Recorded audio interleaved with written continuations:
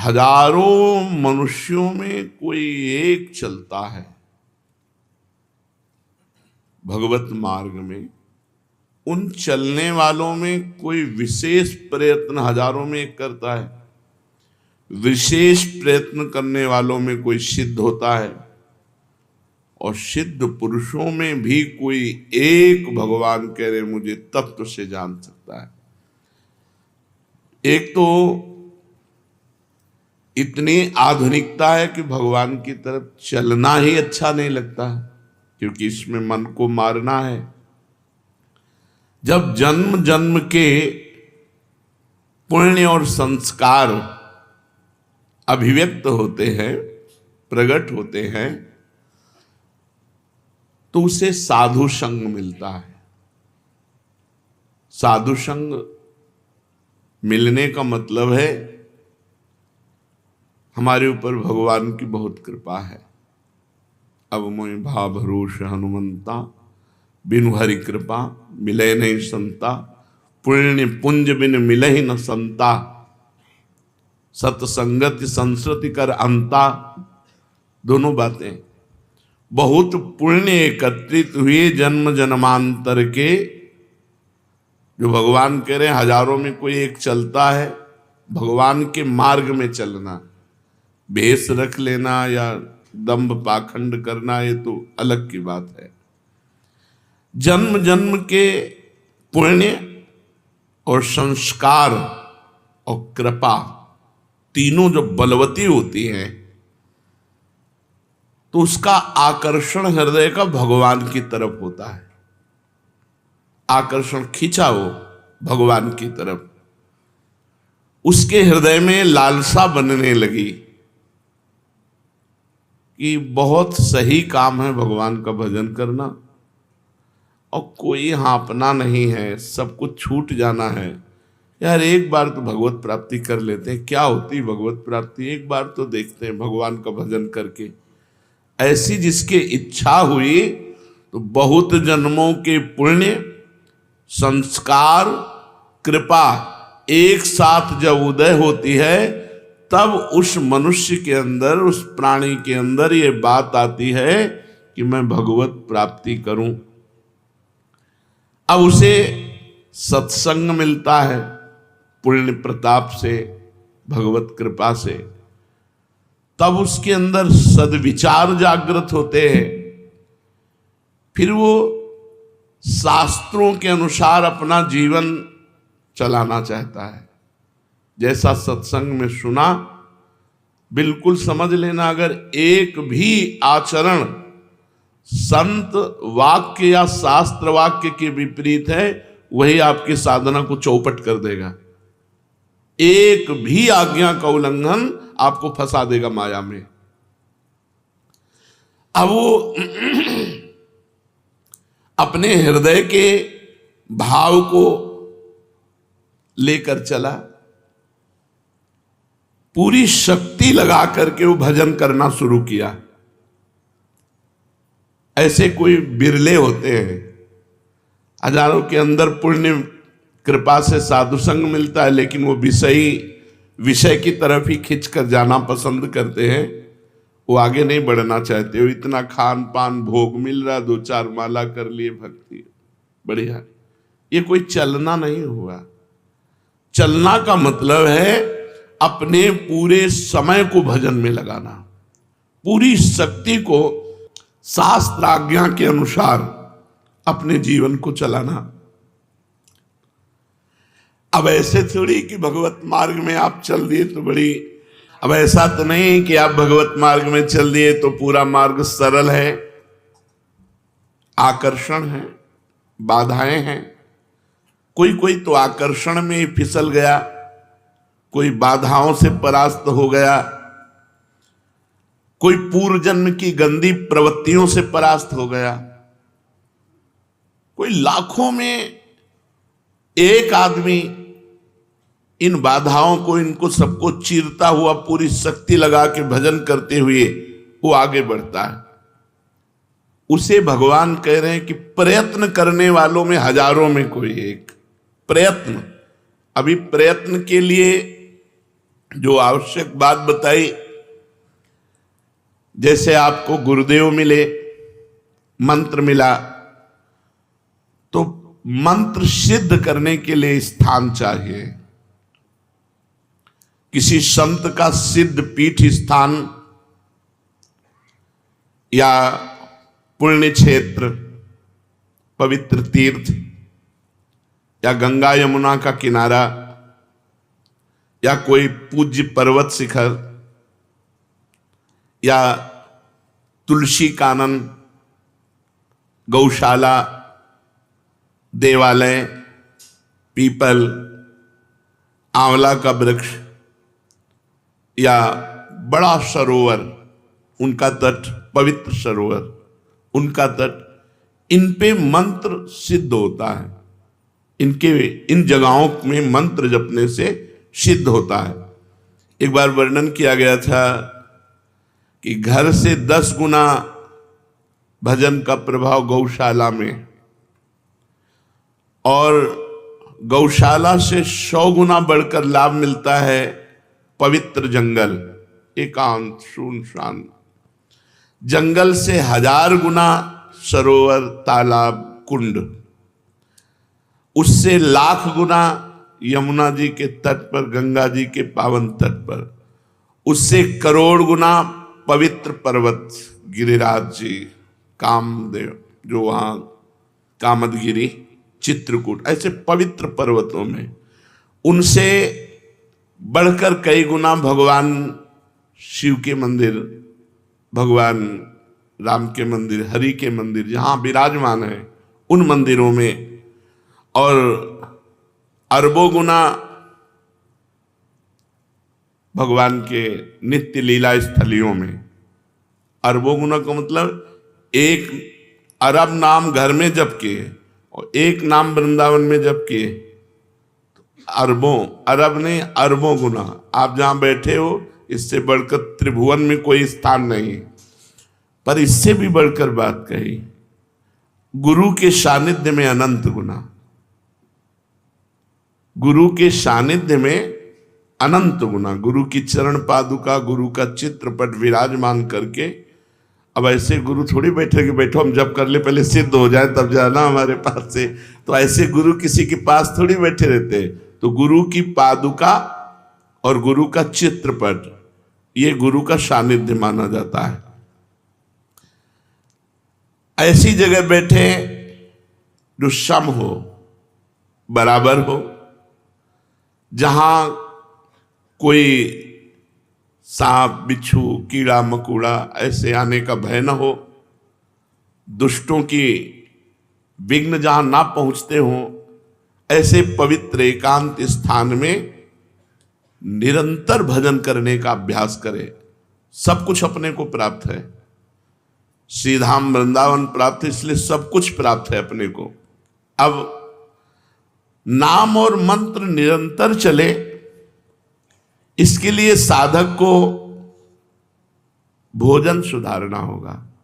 जो चले उनकी बातें कर रहे हैं, जो चले तो प्रयत्न क्या होना चाहिए, ऐसे पवित्र स्थानों में मंत्र नाम सिद्ध करने का उपाय करना चाहिए। नाम और मंत्र निरंतर हमारे हृदय में चले, उसके लिए भोजन सुधार होना चाहिए। भोजन से रस बनता है और वही रस शरीर प्राणों को पोषित करके मन का निर्माण करता है। जैसा अन्न वैसा मन, मन का निर्माण करता है। जो अशुद्ध, निषिद्ध, अशुद्ध और निषिद्ध भोजन करते रहते हैं, उनके प्राण मलिन हो जाते हैं, उनका मन मलिन हो जाता है, उनसे भजन नहीं होता। भगवत प्राप्ति के लिए शरीर में उछाहलीपन, चैतन्यता, प्राण क्षोभ रहित और मन ग्लानि रहित, तब भजन होता है। जिस समय हम अपवित्र भोजन करते हैं तो चित्त में मल और विक्षेप धारण हो जाता है। चित्त पकड़ता है गंदी बातें, पूर्व की बातें, दुश्मनी की बातें, ये वो सब, वो उनको पकड़ेगा। मंत्र तुम्हारा चल रहा, मंत्र को नहीं पकड़ेगा। यदि भोजन सही नहीं है तो। भोजन पवित्र है तो चित्त विक्षेप छोड़ करके मंत्र को पकड़ता है और चिंतन करता है। चिंतन का कार्य चित्त का है। अन्न का सबसे बड़ा प्रभाव भजन में पड़ता है। भोजन में गृहस्थ है तो धर्म पूर्वक कमाया हुआ धन उसी से पेट भरे और नहीं। ये नहीं कि रास्तों में बट रहा है या बाबा जी के यहाँ भंडारा हो रहा है तो हम। गृहस्थ नहीं। अगर आप किसी भंडारे में पाते हैं तो कीमत लगाइए कि 100 रुपये का भोजन आपने पाया तो 101 रुपये रख के वहां प्रणाम कर लीजिए। ऐसे गृहस्थ के लिए उचित नहीं। कहीं भी ये खुशी मत हो कि फ्री पा लिया। भोजन पाओगे सुकृत नष्ट हो जाएंगे, भजन में विक्षेप पड़ जाएगा। न्यायोपार्जित धन होना चाहिए गृहस्थ का, तभी उसकी भक्ति बनेगी, तभी उसका भजन बनेगा। अन्याय से, बेईमानी से, चोरी से, छल कपट से पाया हुआ धन और उससे जो अन्न पाया जाएगा उसकी क्रिया ही मूल में अशुद्ध है तो वो भजन नहीं कर पाएगा, उसका भजन सिद्ध नहीं होगा। बड़ा विक्षेप युक्त कोशिश भी करेगा तो भजन नहीं होगा। अगर पूरा भोजन आपका पवित्र है, गंदी कमाई का है तो भजन सवाल नहीं। भोजन चित्त का निर्माण करता है। चित्त मंत्र या नाम को पकड़ता है। जो अन्यायी है अन्याय से धन एकत्रित करता है, भूल जाए कि वो भजन करेगा।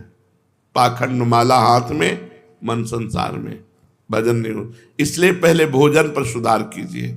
गृहस्थ है तो न्यायोपार्जित धन के द्वारा अपना उदर पोषण करे, किसी का भी फ्री पानी न पिए। देख लो आपका भजन बढ़ेगा। कोई हलवा पूड़ी रास्ते में बट रहा नहीं, आप कोई विरक्त थोड़ी गृहस्थ हो, खरीद के खाओ, पवित्र जगह से खरीद लो। यदि वहीं पाना है तो 150 रुपये भेंट रख के आओ। खाली हाथ नहीं कि खाया और चल दिया, बड़ा मौज है, तुम्हारे सुकृत नष्ट हो जाएंगे। अब आया सन्यासी, ब्रह्मचारी, वैष्णव। ये भोजन कहां से पाए? इसमें सर्वोपरि वृत्ति आकाश वृत्ति। आकाश वृत्ति कहते हैं जो परमात्मा स्वयं हमारे पास पहुंचा दे।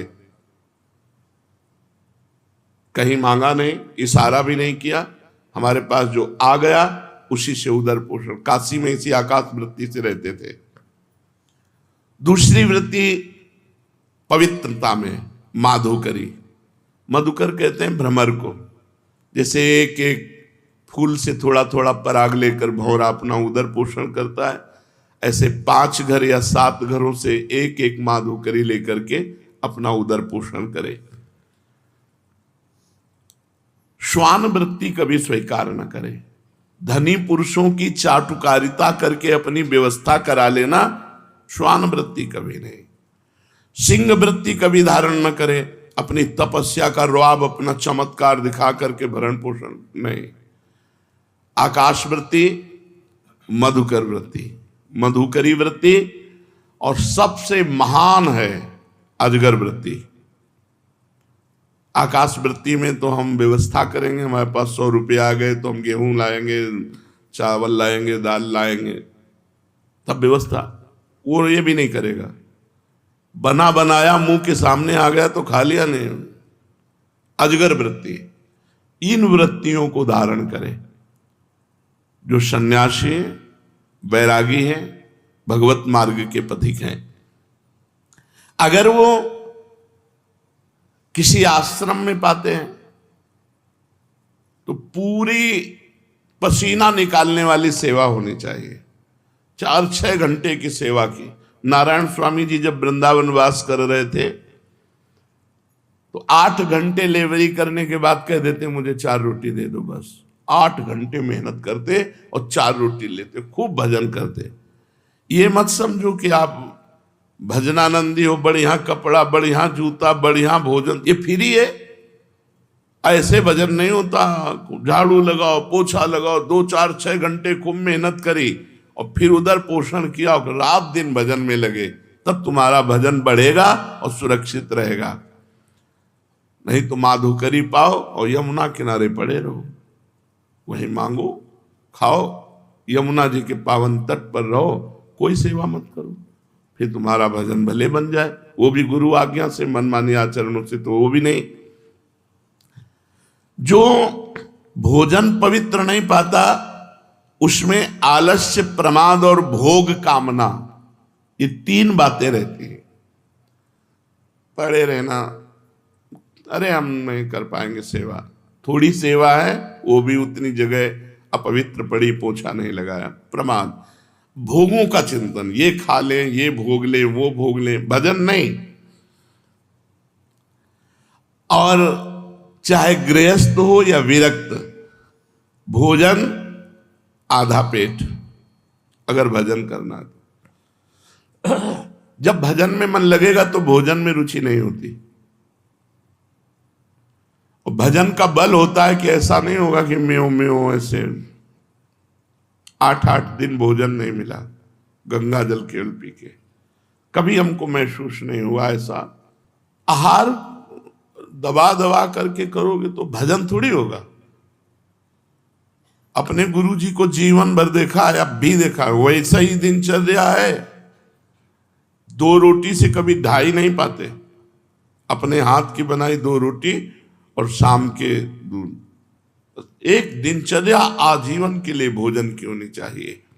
विरक्त को भी भोजन में 3 दोष माने गए हैं, एक जाति दोष, एक आश्रय दोष और एक निमित्त दोष। जाति दोष वो है जो स्वभाव से निषिद्ध होते हैं, जैसे प्याज, लहसुन, शलगम, गाजर, ये भजन में विक्षेप डालेंगे ही डालेंगे। ये तमोगुणी जाति के हैं, इसलिए इनका प्रयोग नहीं करते। तमोगुण इनसे प्रकट होता है। यद्यपि ये इनकी प्रकट होने की प्रक्रिया पवित्र है, जहां आलू प्रकट होती है वहीं प्याज लहसुन भी वैसे ही मिट्टी में, पवित्र मिट्टी में प्रकट होते हैं, पर ये भजन के लिए निषिद्ध है। ये बुद्धि में, भजन में विक्षेप डालते हैं, इसलिए संतों ने इसे मना किया है। ये कोई ऐसा नहीं कि प्याज लहसुन पाओगे तो पाप हो जाएगा, लेकिन भजन नहीं बनेगा। भजन शुद्ध बने, ये तमोगुणी वस्तु है, इसलिए इसको त्याज्य किया गया। ये ऐसा नहीं कि एकदम मांस मदिरा की तरह, ऐसा नहीं है। ये हमारे भजन में वृद्धि पड़े, इसलिए सलगम, लहसुन, प्याज, गाजर। जाति दोष वाली वस्तुएं यदि हम पाएंगे तो ये हमारे मन को अपवित्र कर देंगे और भजन नहीं होगा। दूसरा, आश्रय दोष। जैसे रसोई आपको खीर पूड़ी बड़ा पवित्र बना के दी गई, लेकिन उस रसोई में मांस रांधा गया है, वही गैस चूल्हा है, वही बनाने वाले हैं, वही पात्र है, ये आश्रय दोष हो गया। अगर आप पाते हैं तो आपकी बुद्धि भ्रष्ट हो जाएगी। जैसे मांस खाने से बुद्धि भ्रष्ट होकर उसका नरक गमन होगा, ऐसे ही उस रसोई का पाने से आपकी बुद्धि भ्रष्ट हो जाएगी, भजन में नहीं लगेगी। जैसे आश्रय दोष में पहला ये, जैसे शराब की बोतल है और उसमें गंगा जल भर दिया जाए तो आश्रय दोष के कारण वो गंगा जल आचमन के लायक नहीं रहेगा। जैसे जहां शराब रखी हुई है उसके पास आपके सब्जी रखी हुई उसी फ्रिज में, वो सब्जी वो आश्रय दोष के कारण अपवित्र हो चुकी है, क्योंकि वो मदिरा वहां रखी हुई। इस तरह से आश्रय दोष का त्याग, जाति दोष का त्याग। जाति का यहां मनुष्य से नहीं है, यहां वस्तुओं से है। जो वस्तुएं शास्त्र निषिद्ध है उन वस्तुओं का सेवन न करें। आश्रय, आश्रय बहुत ही विवेक के, कहां भोजन, किनके यहां भोजन, कैसे आचरण करने वाले, बहुत ध्यान से।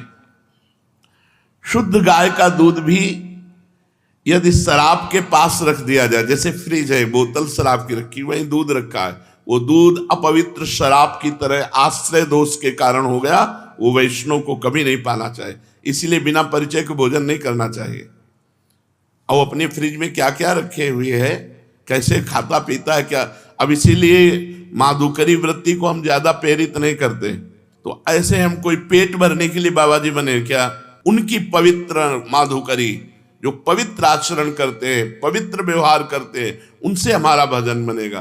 तो अब आकाश वृत्ति सर्वश्रेष्ठ है। जो भगवान दे दे उसी से अपनी व्यवस्था करके खाओ पियो, भजन करो। जैसे अपने यहाँ श्री जी के विधान में किसी से मांगा नहीं जाता, कोई दान पेटी नहीं, किसी का कोई किसी भी तरह घुमाओ फिराओ नहीं। ऐसे नहीं है ओहो भाग्य खुल गए, रुपया रुपया के लिए बाबा जी बने, भोजन के लिए बाबा जी बने, भगवान के लिए बाबा जी बने। तो ऐसा नहीं संसार में कि अपवित्र ही लोग हैं, बड़े पवित्र भी हैं, उन्हीं से चलता है। तो आश्रय दोष, जाति दोष, आश्रय दोष। अब निमित्त दोष, साधक को निमित्त दोष से भी बचना चाहिए। जो वैष्णव नहीं है, जिनका अपवित्र आहार विहार है, उनका छुआ भोजन नहीं। हमारे लिए अछूत कौन? जो वैष्णव नहीं है, जो भजन नहीं करता। अगर वो चांडाल है और भजन कर रहा है, कंठी तिलक बांधे, हम उसके साथ बैठ के पालेंगे। लेकिन पंडित है, आचरण विहीन है, भगवत विमुख है, वो हमारी संगत। व्यास मिठाई विप्र की तामे लागे आग, वृंदावन के स्वपच की जूठन खाइए मांग। अहोबत सुपचतो गरियान यज्जिभ्याग्य वर्तते नाम तुभ्यम। वो स्वपच भी विश्व पूजनीय है जिसकी जिभ्या पे हरि नाम विराजमान है। जो भगवत भजन नहीं करते, उनके हाथ का नहीं पाना, और कोशिश करें उनकी दृष्टि न पड़ पावे भोजन पे। जैसे हम ठाकुर जी के लिए पर्दा करके अगर ले भी जाना है तो थाल ढक कर कोई देख न पावे, पर्दा लगा के भोजन, निमित्त दृष्टि भी न पड़ पावे ऐसे लोगों की जो भगवत विमुख हैं, जो नीच आचरण करते हैं, उनकी भी दृष्टि का निषेध। साधक को इन तीन दोषों से रहित भोजन पाना चाहिए। जाति दोष, आश्रय दोष, निमित्त दोष कहां रखा है, इसका भी प्रभाव पड़ता है। अब प्रधान वस्तुएं कह रहे हैं कि जैसे गौ का दूध है, गौ का दही है, गौ का घी है, ये पवित्र भजन में बहुत सहयोगी होंगे। फिर तो पेट पालने के लिए, भजन के लिए गौ का दूध, जैसे भैंस का है, बकरी का है, भजन के लिए नहीं। भजन के लिए गौ का दूध, गौ का घी। भजन में दूध ना मिले तो भला, लेकिन अन्य पशु का दुग्ध बाधक है।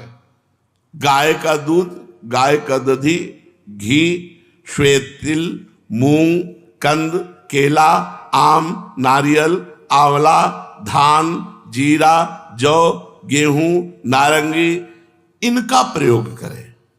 बिल्कुल बाजार की वस्तुएं अगर भजन करना है तो नहीं पाना चाहिए। नियम ले ले, कहां बना है, कौन बनाया है, उसका विचार क्या है, उसके आचरण कैसे है, उसकी पवित्रता क्या है, ये अन्न पर प्रभाव डालती है। जैसा हम अन्न पाते हैं वैसे ही हमारे विचार बनते हैं।